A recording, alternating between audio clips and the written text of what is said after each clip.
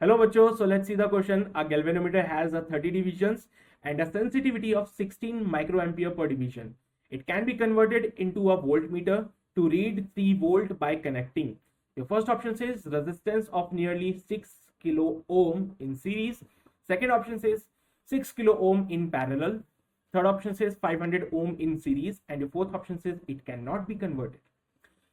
So now we are trying to convert this galvanometer into a voltmeter. So galvanometer को जब भी मैं voltmeter में convert करना चाहता हूं तो इसके साथ एक बहुत हाई रेजिस्टेंस को कनेक्ट करता हूं, राइट?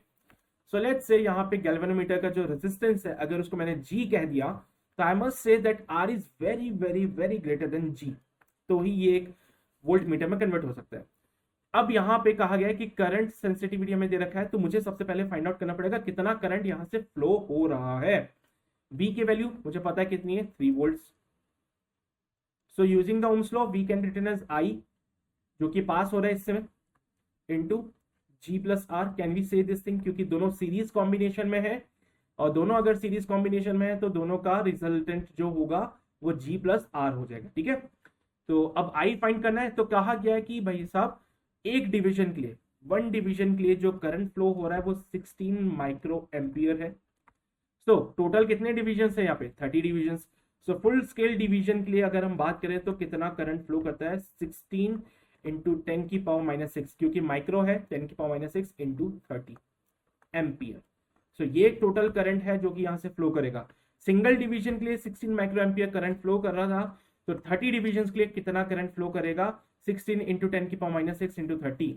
तो यहाँ पे करंट की वैल्यू भी मुझे मिल गई। So 3 is equals to 16 into 30 into 10 की पावर माइनस का 6 G प्लस R।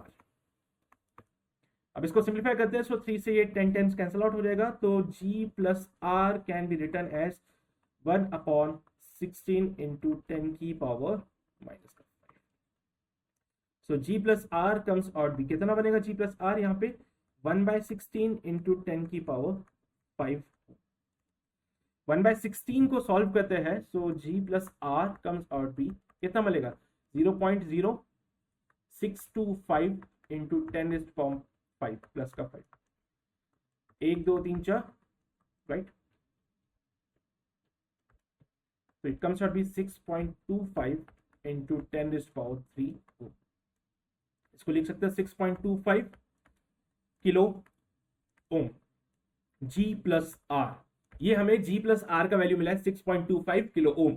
और सो मैंने कहा था कि G जो होगा वो बहुत छोटा होगा R से, क्योंकि हम एक गैल्वेनोमीटर को जब भी वोल्ट मीटर में कन्वर्ट करते हैं तो एक बहुत बड़ा रेजिस्टेंस उसके साथ हम कनेक्ट करते हैं। तो अगर हम G प्लस R की वैल्यू 6.25 लेते हैं तो क्या मैं कह सकता हूं that R is approximately 6 kilo ohm. तो उससे G कितना बन सकता है, 0.25 किलो ओम। क्या ये वेरिएशन सही है? क्या हम ऐसा कह सकते हैं that R is of 6 kilo ohm while G is of 0.25 kilo ohm? दिख रहा है R बहुत बड़ा है G से, हाँ यहाँ पे 6 है, यहाँ पे 0.25 है, बहुत बड़ा है R। तो यस, जो रेजिस्टेंस हम लगाएंगे it will be of 6 kilo ohm, और वो हम कनेक्ट कर रहे हैं सीरीज में। तो resistance of nearly not exactly, nearly 6 kilo ohm in series is your right answer, जो कि आपको मिलता है फर्स्ट ऑप्शन में।